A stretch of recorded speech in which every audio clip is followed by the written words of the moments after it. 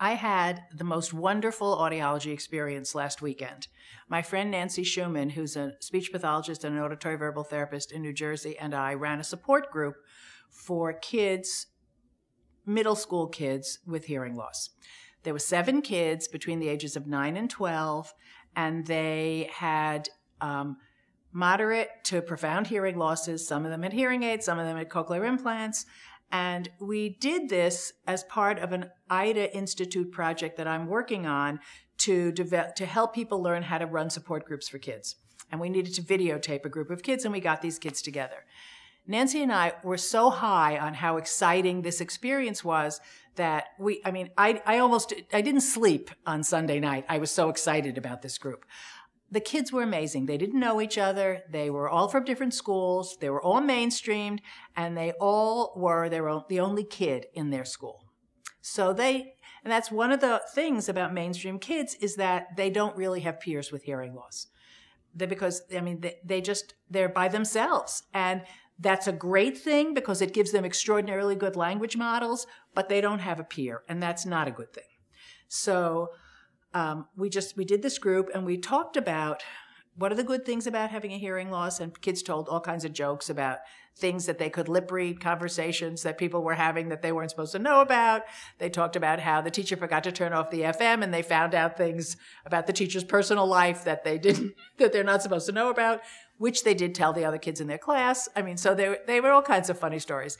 And then we talked about what are the hard things about having a hearing loss, and where are the problems that you have. And they talked about situations in which, some of the things we know, like swimming is really hard because you go swimming with your friends and your friends forget that you can't hear in that situation. And the one thing that didn't occur to anybody to think, it didn't occur to me to think about a lot beforehand, is sleepovers. They can't hear when they go to a sleepover because the lights are out and everyone's talking and they're by themselves.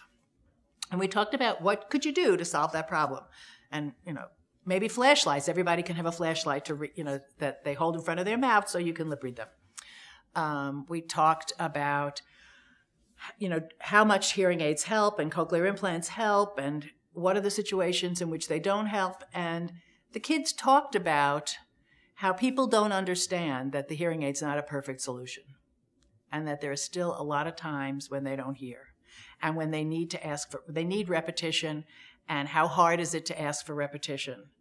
And what happens when you ask for repetition? And one kid talked about how her mom starts yelling at her after the 3rd time. And this is a mom I know, is a great mom, who's done everything she could do for this kid. And, we started talking about what's it like as the hearing person who has to repeat. And these kids, it was just sort of like an aha moment. It had not occurred to these kids that this was a problem for somebody else.